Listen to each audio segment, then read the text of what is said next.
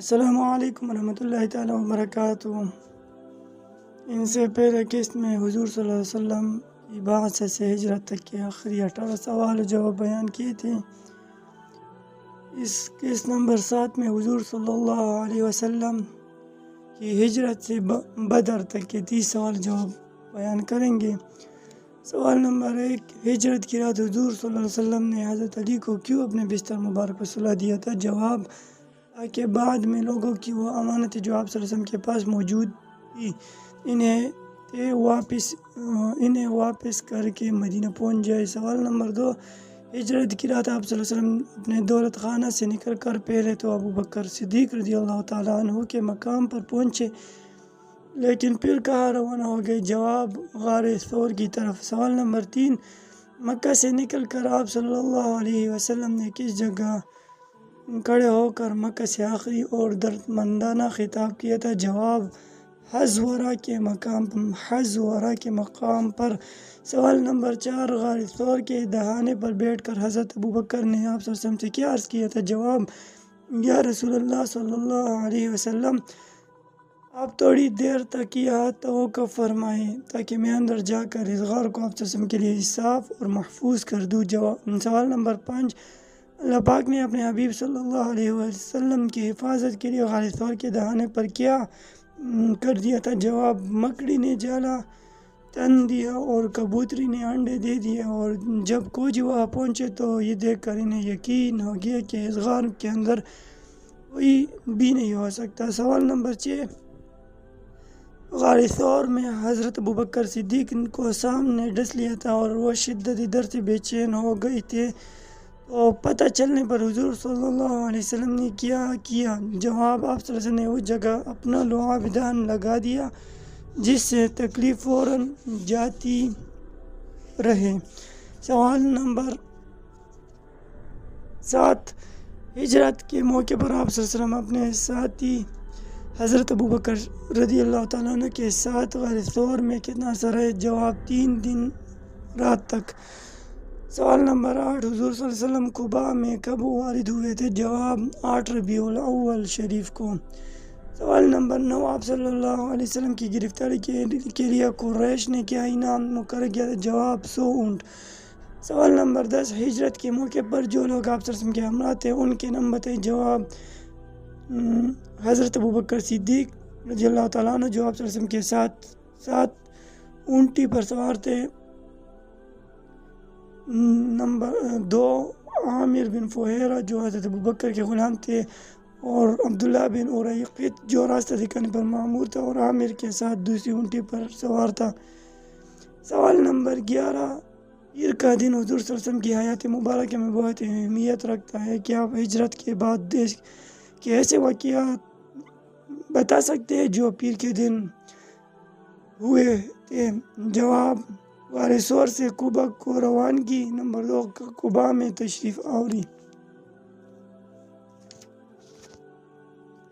سوال نمبر 12، غار ثور سے روانہ ہونے کے بعد مدینے کی طرف جاتے ہوئے جحفہ کے مقام پر حضور صلی اللہ علیہ وسلم پر کیوں رقت طاری ہو گئی تھی؟ جواب، مکہ مکرمہ سے آنے والی شاہراہ اس مقام جحفہ پر اس غیر معروف راستہ سے آ کر مل جاتی ہے جس پر آپ صلی اللہ علیہ وسلم تشریف لائے تھے، اور آپ صلی اللہ علیہ وسلم کو مکہ مکرمہ اور بیت اللہ کی یاد نے اداس کر دیا جس سے آپ صلی اللہ علیہ وسلم پر رقت طاری ہو گئی۔ سوال نمبر 13، ہجرت کے دوران قدید کے علاقے میں واقع رئیس سراقہ بن مالک نے کیوں حضرت محمد صلی اللہ علیہ وسلم کا تعاقب کیا تھا؟ جواب، آپ صلی اللہ علیہ وسلم کو گرفتار کر کے قریش مکہ سے 100 انعام حاصل کرنے کے لیے۔ سوال نمبر 14، قدید کے علاقے میں جب وہاں کے رئیس سراقہ بن مالک نے حضور صلی اللہ علیہ وسلم کا تعاقب کیا اس نیت سے کیا کہ آپ صلی اللہ علیہ وسلم کو گرفتار کر کے قریش مکہ سے انعام حاصل کرے، تو اس کے ساتھ کیا گزری؟ جواب، حضور صلی اللہ علیہ وسلم کی بد دعا سے اس کی گھوڑی کی ٹانگیں زمین میں دھنس گئی اور اس نے صورتحال کو بام کر آپ صلی اللہ علیہ وسلم سے معافی کا پروانہ حاصل کر لیا۔ سوال نمبر 15، ہجرت کے بعد حضور صلی اللہ علیہ وسلم کی یثرب میں تشریف آوری کی وجہ سے اس شہر کا نام مدینہ کیوں ہو گیا؟ جواب: مدینہ عربی زبان کا لفظ ہے جس کا مطلب شہر ہے۔ یثرب اس شہر کا اصلی نام ہے۔ آپ صلی اللہ علیہ وسلم کی تشریف آوری کے بعد اسی نبی کا شہر کہا جانے لگا، یعنی مدینۃ النبی، جو کہ اب مدینہ منورہ کہلاتا ہے۔ سوال نمبر 16 قباء کا واقع ہے۔ جواب: یہ مدینہ شریف کے قریب ہی ایک بستی ہے جہاں حضور صلی اللہ علیہ وسلم نے ہجرت کے بعد سب سے پہلے قیام فرمایا تھا۔ سوال نمبر 17 سفر ہجرت میں کس نے آپ صلی اللہ علیہ وسلم کو سفید کپڑے تحفہ پیش کیا تھے؟ جواب: حضرت زبیر بن عوام رضی اللہ تعالیٰ عنہ نے۔ سوال نمبر 18 قباء میں تشریف لانے کے بعد آپ صلی اللہ علیہ وسلم نے سب سے پہلے کون سا کام کیا تھا؟ جواب: آپ صلی اللہ علیہ وسلم نے وہاں ایک مسجد کی بنیاد رکھی اور اس کی تعمیر میں خود بھی مزدور کی طرح کام کیا۔ سوال نمبر 19 آپ صلی اللہ علیہ وسلم نے قباء میں تشریف لانے کے بعد سب سے پہلا خطبہ جمعہ کہاں دیا تھا؟ جواب: بنو سالم بن عوف کی مسجد میں نماز جمعہ کے وقت ہی آپ صلی اللہ علیہ وسلم کا سب سے پہلا خطبہ تھا جو آپ صلی اللہ علیہ وسلم نے بعثت سے لے کر اس وقت تک دیا تھا۔ سوال نمبر 20 قباء اور بنو سالم بن عوف کی بستی سے جب آپ صلی اللہ علیہ وسلم مدینہ کی طرف روانہ ہوئے تو آپ صلی اللہ علیہ وسلم کس اونٹنی پر سوار تھے؟ جواب: قصواء پر۔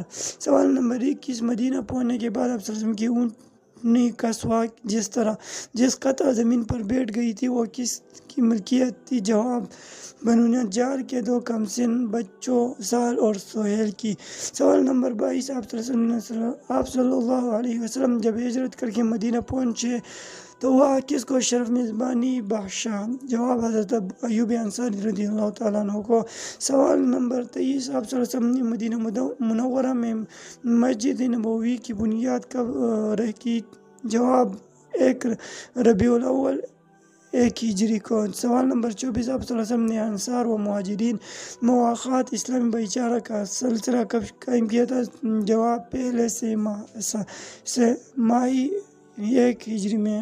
سوال نمبر 25 آپ صلی اللہ علیہ وسلم نے سب سے پہلا کون سا فوجی اور سیاسی سفر کیا اور یہ کب عمل میں آیا تھا؟ جواب: صفر 2 ہجری میں آپ صلی اللہ علیہ وسلم غزوہ ودان کے لیے تشریف لے گئے تھے۔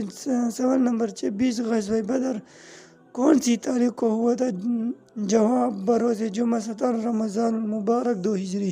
سوال نمبر 27 آپ صلی اللہ علیہ وسلم کے یثرب میں داخلہ کے موقع پر جب انصار باری باری شرف میزبانی کے لیے درخواست کرتے تو آپ صلی اللہ علیہ وسلم ان سے کیا فرماتے تھے؟ جواب: آپ صلی اللہ علیہ وسلم فرماتے تھے میری اونٹنی کا راستہ چھوڑ دو، یہ مامور من اللہ یعنی اللہ کی طرف سے مقرر کی گئی ہے، گویا جہاں یہ بیٹھ گئی اس جگہ لوگ میرے میزبان ہو گئے۔ سوال نمبر 28 جب حضور صلی اللہ علیہ وسلم نے انصار کی بچیوں کا ترانہ سن کر ان سے پوچھا تھا کیا تم مجھے چاہتی ہو، اور انہوں نے جواب عرض کیا کہ ہاں یا رسول اللہ، تو اس پر آپ صلی اللہ علیہ وسلم نے ان سے کیا ارشاد فرمایا تھا؟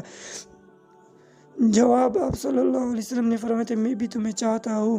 سوال نمبر 29 مسجد قباء کی تعمیر میں آپ صلی اللہ علیہ وسلم نے صحابہ کے ساتھ آواز ملا کر ترنم سے کیا پڑھتے تھے؟ جواب: وہ کامیاب ہے جو مسجد کی تعمیر کرتا ہے اور اٹھتے بیٹھتے قرآن پڑھتا ہے اور رات کو عبادت کے لیے جاگتا رہتا ہے۔ سوال نمبر 30 میزبان حضرت ابوبکر ایوب انصاری کا مکان دو منزلہ تھا، کیا آپ بتا سکتے ہیں کہ آپ صلی اللہ علیہ وسلم نے اپنے قیام کے لیے کس منظر کو پسند فرمایا تھا؟ جواب: نیچے والی منظر کو۔